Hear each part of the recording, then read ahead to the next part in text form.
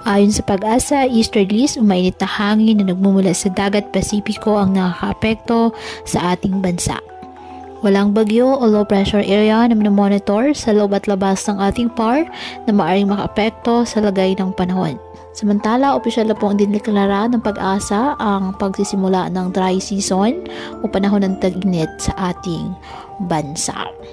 Ngayong araw, dahil po sa nasabing easterlies, asahan na maulap na kalangitan na may kalat-kalat na pag-ulan at thunderstorms sa Aurora at Northern Quezon. Ang nalalabing bahagi ng bansa, kasama na po ang Metro Manila, bahagyang maulap hanggang sa maulap na kalangitan with isolated rain showers or thunderstorms dahil po sa easterlies at ng mga localized thunderstorms. Kaya patuloy pa rin po natin na pinag-iingat ang ating mga kababayan sa banta pa rin po ng mga pagbaha o pagguho ng lupa, lalo na kapag may malalakas na mga pag-ulan na pwedeng dulot ng mga thunderstorms. At ugaliin po na magdala palagi ng payong o kahit anumang pananggas sa ulan o di kayo nang po sa init ng araw kapag lalabas ng ating mga tahanan.